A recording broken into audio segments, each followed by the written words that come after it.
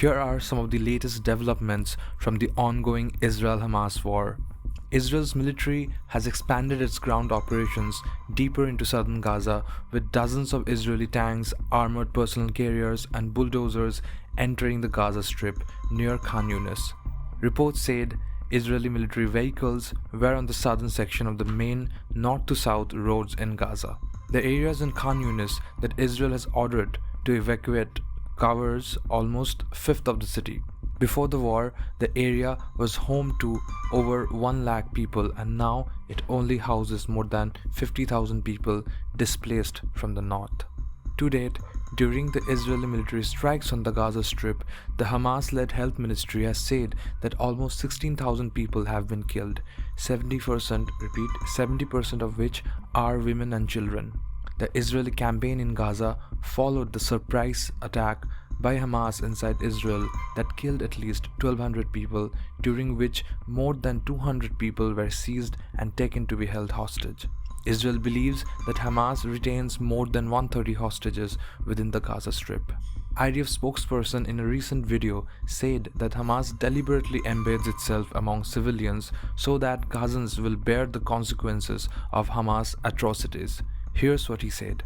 We have entered a new phase in our war against Hamas. Hamas broke the humanitarian pause when it violated the hostage release agreement by refusing to release women, children, and babies as agreed.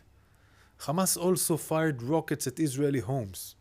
It should be clear to everyone by now, Hamas chooses war. At least 50 people have been killed by Israeli attacks on the Nusayrat refugee camp in central Gaza and Khan Younis in southern Gaza. Dozens of wounded were reportedly rushed to the city's Nasir hospital. A World Health Organization official in Gaza described the situation on Tuesday as deteriorating by the hour as Israeli bombing has intensified in the south of the territory around the cities of Khan Younis and Rafah. He said, and I quote, "The situation is getting worse by the hour. There's intensified bombing going all around, including here in the southern areas, Khan Younis, and even in Rafah." The Emir of Qatar has described Israel's military campaign in Gaza as, in quotes, genocide, and said it was a disgrace that the international community had not stopped, in quotes, this heinous crime. He accused Israel of the systematic and purposeful killing of innocent unnamed civilians, adding, in quotes, "This is a genocide committed by Israel." Qatar has played a significant role in brokering the temporary truce between Israel and Hamas that paved the way for the release of more than 100 hostages allegedly held in Gaza in return of a number of Palestinian detainees from its prisons.